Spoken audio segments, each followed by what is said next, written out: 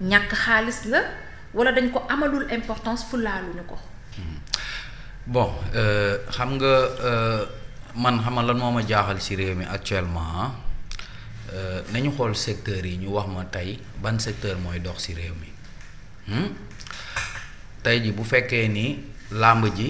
nee nga par exemple làmb yi suspendre nañ ko ça veut dire te làmb xam nga ni c'est pas seulement le lutteur mooy fayeeku ci làmb ji. géwél bi da ciy fayeeku keneen ak keneen kuy jaay ak keneen ak keneen. léegi làmb ji tey suspendre nañ ko nga jóge ci làmb ji tey nga ñëw ci sport bi. nga jóge ci sport bi nga dem ci secteur économique yi ñu ne la port ça va pas parce que importation yu ñu arrêté woon walla maanaam ñi nga xam ne nii dañu arrêté woon seeni chantier loolu dafa impacté ci port autonome de Dakar. nga laal les hommes d'affaires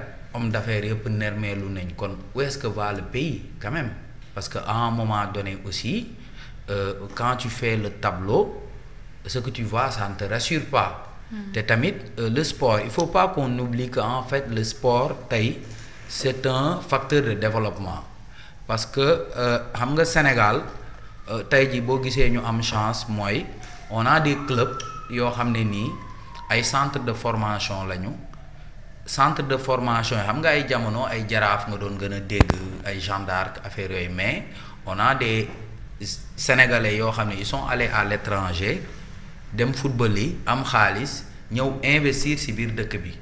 am ñoo xam ne nii sax dañ jël nationalité française mais peut-être bon pour des considérations leneen yoo xam ne nii de carrière la parce que gis nañ peut-être bu ñu footballee équipe de France moo leen di gën a dimbali seen carrière mais quand ils sont revenus au pays pour investir ay ñoom Patrick Vieira xamatuma ban club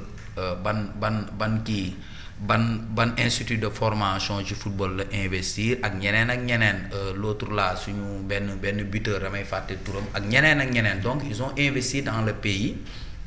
Aujourd'hui tey nga xool par exemple ñoom Sadio Mané fan lañ jóge ay génération foot ils ont été formés ici te règle FIFA yi def na de telle sorte que tey bu fekkee ni le club formateur tey tant que moo ngi am transfert saa bu transfert amee rek le club formateur da ci am xaalis kon Sadio Mané ba mu jugee Metz dem Salzbourg ba mu jugee Salzbourg dem Liverpool ba mu jugee Liverpool dem Al Nassr à chaque fois quand il y a un transfert si c'est des milliards au moins génération foot dina ci am xaalis donc football moteur de développement la léegi football boobu tey jii nii club yi dafa am benn rôle bi ñu ciy jouer même les clubs tey jii quand tu participes aux compétitions africaines day mel ni Ligue des champions yooyu day mel ni Sénégal ba mu fiy dem Coupe d'Afrique 2002 kii Coupe du monde 2002 ba mu demee ba ay quart de finale ba ñuy ñëw on a amené ay milliards wala au moins on a eu le milliard léegi c'est valable aussi dans les compétitions africaines tey bu fekkee ni sa club moo ngi voyager di dem di ñëw club boobu match yi muy football plus muy qualifié plus muy am ay quota plus muy gën a am xaalis léegi tey aujourd'hui c'est en quelque sorte comme yaa ngi sacrifier les clubs sénégalais parce que tu as décidé de ne plus soutenir ces clubs-là donc loolu lan la mën a indi day yokk chômage bi au moment où ñu professionnaliser notre championnat parce que qu'est-ce que ça veut dire professionnaliser le championnat sénégalais ça veut dire que comme ay jamono rek nga ñëw di football ci kii amoo contrat bu baax yooyu amatul maanaam dafa am benn contrat boo xam ne ni au moins un salaire de 300 000 wala 500 000 boo xam ne nii da nga koy am léegi nga xool ñaata club tey jii ñoo nekk Sénégal nga xool par exemple la Ligue 1 tous les clubs nga calculer club bu nekk ñaata joueurs ñoo fa nekk au moins il y a 23 joueurs dans chaque équipe léegi nga multiplier ko ça fait des centaines de personnes aujourd'hui yoo xam ne nii ils arrivent à vivre grâce au football aujourd'hui quand tu envoies ce signal là ça veut dire que tey c'est comme si tu délaissais le sport c'est comme si le sport tey état bi da ko fulaalul te état bi balaa moo toog lan lañ fi njëkk wax mooy way ku fi xaar ñu lay ay parrainage ak yooyu ci affaire de lamb jeeg yooyu xam nga loolu c'était un mauvais signal envoyé aux lutteurs alors que le sport tu vois des pays comme le Qatar aujourd'hui investir des milliards et des milliards sur le sport tu vois un pays comme l'Arabie Saoudite nga xam ne c'est le berceau de l'islam investir des milliards et des milliards sur le sport mais lan moo tax ñu def loolu c'est parce que le sport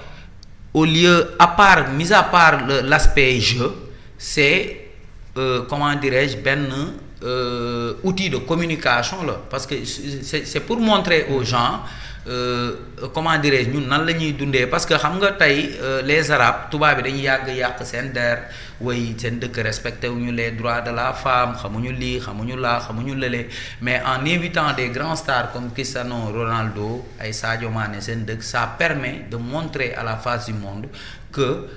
on peut vivre autrement que bon les occidentaux ni ñuy dundee donc sport dafa am benn vitrine léegi on avait cette chance là avec la lutte ñun suñu sport yëpp benn sport la ñu waroon gën a fullaal mooy la lutte parce que la lutte day wane suñu culture la lutte tey jii boo yu bëri ci banditisme lañ nekkoon mais lutte bi moom moo leen ci génnee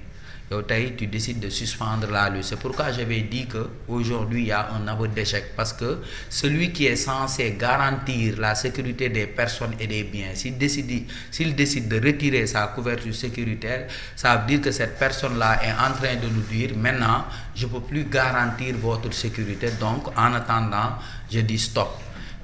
C'est un échec aussi de la part des autorités tey ci côté football bi parce que ñun on s'attend à ce que tey état bi ñëw soutenir ñi nga xam ne nii ñoom ñooy les clubs sénégalais léegi bu fekkee ni yow parce que c'est pas seulement la fédération sénégalaise de football parce que dans le communiqué de la fédération sénégalaise de football dañu ne ak c'est qui sœur ça veut dire peut-être le basket xam naa ni basket c'est la bokk basket peut-être handball ak xawma kii mais en tout cas à part football bi am na yeneen 3 fédérations yoo xam ne nii ça les concerne léegi nga calculer le nombre de personnes que ça va impacter Sénégal waru yàggul dara xam naa ni am na ay compétitions yoo xam ne war na ko football war na ko jouer tamit ci basketball donc aujourd'hui quel est le signal bu autorités yi di ñu envoyer aujourd'hui les autorités ñoo ñuy envoyer benn signal boo xam ne nii baaxul alors que l'espoir fait vivre le fait de dire aujourd'hui mënuma jàppale football bi lutte bi nga jékki-jékki stoppé ko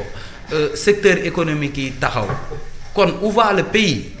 comprendre nga moo taxoon ma ne wàllum lutte bi parce que bu fekkoon ni sax yeneen secteurs yi ñoo ngi dox jékki-jékki lutte bi xaw a taxaw mën naa ne en attendant garaawul mais bu fekkee ni lutte doxul football doxul construction bi doxul agriculture bi doxul pêche bi doxul leneen ak leneen doxul mais où est-ce que va le Sénégal c'est la question que je me pose donc je pense que aujourd'hui les autorités sont en train d'envoyer de mauvais signaux à la population parce que la population actuellement ñëpp tiit quand tu interroges les Sénégalais les gens te disent man ñii est-ce que ñoom xam nañ effectivement fan la ñu bëgg a jëmee réew mi man c'est ça mon problème aujourd'hui je pense que aujourd'hui c'est une déclaration malheureuse mais quand même déclaration boo xam ne ni am na lu muy wane ça montre que aujourd'hui l'État n'a plus de sous parce que maa ngi dégg kenn ci fédération bi xaw ma tey daal maa ngi dégg benn acteur du football ne ñoom lu ñu leen doon envoyé sax bëriwul noonu c'est Djibril Wade c'est le maire de Biscuiterie maa ngi dégg muy commenter lool mais je pense que aujourd'hui l'État est en train de faillir l'État est en train de faillir dans beaucoup de secteurs notamment le sport notamment le secteur industriel te loolu noonu ça envoie un mauvais signal à la population sénégalaise te ñi nga xam ne nii ñoom ñoo war a di suuxat espoir ci xolu sénégalais yi bu fekkee ni ñooñu tey jii ñoom ñooy taxaw di envoyer yenn signaux yi je pense que aujourd'hui loolu lan la mën a indi mooy comme par exemple l'immigration clandestine ça pourrait encourager l'immigration clandestine les gens vont se dire que Sénégal de li muy xeeñ neexul man xaaral ma xool nan laay génnee réew mi pendant ce temps aussi on voit des gens comme Bougane qui disent que je vais investir ay Gambie ak yooyu